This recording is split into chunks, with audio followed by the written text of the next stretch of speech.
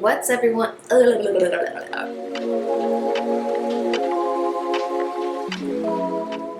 What's up, everyone? Welcome back to Lena Irene. My name is Selena, and this channel is all about motherhood, entrepreneurship, and mindset. Today on Mindset Monday, we are talking about taking leadership, something I'm working on, as all these videos are, but I like this one because I've been just kind of seeing more signs of just following my intuition and things I don't know if people believe in certain signs. When you see something or see or hear a certain message over and over again and it keeps resonating with you. Taking leadership is one. I was just talking to my friend the other day that it just keeps popping up, and something is just telling me to take more leadership, and definitely the results are there as well. That taking leadership is a skill set I definitely need to improve on, not wait on anybody, and just, start taking action on the things that I want in my life. Not relying on someone else for that thing, or a person or a place or a thing to happen in your life before you start something. A lot of the times as photographers, it can be like, oh, like I can't, like my work will be so much better when I get this gear and that gear, and a lot of it, and some people, can argue this statement for sure, but a lot of it is like just your natural talent and lighting. If you know your angles, you know your lighting, you can use any camera and make it still look really good. I mean, of course, the quality that the higher end cameras bring definitely shines through, but it doesn't mean it's a bad photo just because it's a little bit grainier or not as sharp of an image, So I think that has a lot to say with just taking leadership. You're not waiting on that thing or that person. Maybe you just feel like you'll be happier once you get something, or your work will be better, or you'll be a better parent, or you'll be whatever it is. You're waiting on something before you can be happier. I just am starting to really, go against that belief, and understanding that I was someone that really subconsciously believed in this, and I didn't realize it. I thought it was free. I thought it was free-spirited, and nobody can hold me down, but I didn't realize I really was searching always for something to fill that void. And taking leadership will remove that negative habit and show you that you are what you've been searching for. So number one, parenting. I think this is a really good point, and there was a TED Talk on this, on leadership that I watched, and I thought that was a very good point, that parenting is, one of the first real steps if you haven't taken some leadership already on your own, if you haven't been taught that. Once you become a parent, you start to really see, okay, you are the leader of the family, whether it's one parent or two parents, that is helping raise this child. That is a great way of just being thrown into leadership and maybe not really knowing what you're doing, and that's okay. So our kids, we are the models for our kids, and they see what we do. They see how we handle struggle. They see how we handle fear. They see how we handle, just comparison and, someone having something that we don't have and things like everything, right? We learned from our role models. Maybe it was your parents, whoever it was, family members. Maybe there was a teacher in your life, whoever it was, a counselor. Maybe there was someone that you really looked up to and really helped you in life and kind of molded you in a way, or the way you believe things, and, you liked how they carried themselves, or you liked how their lives were, so you looked up to them. And it's the same thing, you know, that just happens in a cycle. So our kids do the same thing for us, or there could just be someone younger out there, or even someone of the same age of you, or any age really, that looks up to you. So, you know, what are you doing to step up and be the leader? Because someone is watching you and someone is looking up to you.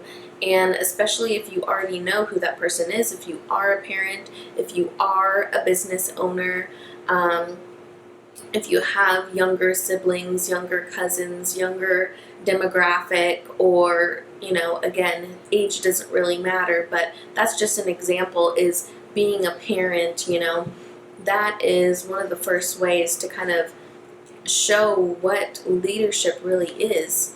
Children are so impressionable, and, you know, you have to think about how you would like to be treated and who you would want to be leading you, how you wanted to be as a kid, and how you wanted your parents to maybe to be different. You can do that now for yourself and for your children. Pretty much it just starts with you first, so control yourself first. And, you know, there is someone that is looking up to you, or that is going to follow your footsteps in a way. And you being a leader, whether you are placed there or you placed yourself there, you know, being a leader is an amazing gift. And, you know, some of us were meant to support the leaders. I feel like everyone has a role, and at some point you're leading something. Whether you do have kids, you do have a business, or you're just leading your life and creating your life to be what you've always wanted. So number 2, being accountable. Are you able to be self-accountable? Or, you know, and I need a lot of help with this. I feel like you can eventually get there if you're not there, but if you are naturally there, that's amazing. And like, please share your tips on how you're more self-accountable down below. But yeah, being more self-accountable is something that I am learning, because it is so easy to blame someone else. It is so easy to just be like, this is why this is my life, or this is my situation, or this is why this happened. Being self-accountable, just taking those first steps of being like, you know what? This is in my hands. I am in control. You know, that to me is being self-accountable. You are taking action, or at least first acknowledging, starting with that mindset, changing that mindset instead of pointing the finger, and just, you know, making sure that you are focusing on yourself and you're controlling yourself, because that's really all we have control over. We want to have all this control, but in the end, you are leading a team, or you are leading your children, you know, and it's up to us to first start with ourselves so we can help lead others. I have this sign above my bed, and it says, lead and be the example. That was the message that I kept seeing over and over again, or kept resonating with me, or just my intuition, just certain experiences over and over. Even my horoscope keeps popping up on my phone and on my watch, and it keeps going back to this, you know, that I just need to be more self-accountable. I just need to take more action on myself. I need to lead myself, and others will follow, you know, if that's what they need, or if that's, you know, what is meant to be. And, you know, I really liked that, because it really just starts with yourself and just taking those first steps. It can be so easy to be discouraged, but you just have to take those first steps of being self-accountable. And if you can't, have an accountability partner. Me and my friend were just talking about that. It can be tough in the beginning if you have never had to be self-accountable. If someone has always helped you, sometimes we just need help. We just need help. Have an accountability partner. Maybe that's working out, and you can meet up with a friend and work out a couple times out of the week. I just started doing that, so hopefully we can hold each other to that and be accountable with that, you know. And then as far as like kind of mindset and business wise, I have another friend that creative wise, I have one of my friends that I feel like we check in with our creativity, and then another one of my friends, we kind of like check in with our mindset and our business. So having an accountability partner, and you know, it's a little uncomfortable. You don't really like people being in your business like me. But if I'm not getting the results that I want, I need an accountability partner. I need someone telling me this until I can start just having that in my subconscious and start being more self-accountable. I think having an accountability partner is a great first step in the right direction. Okay, and lastly, number 3, stepping into your fear. This is a big one, you guys, because we can be just naturally, as humans, we can be, you know, so good with being comfortable, with being cozy. And, you know, there's a time to be comfortable and cozy and be with family and all that good stuff. I think it's good to feed your soul. I'm all for that. Self-care, being comfortable, for sure. But if you are not seeing the results that you want, or if you're just not happy, if you want improvement in your life, it's very important. I mean, you just think about anything that started, anything ever.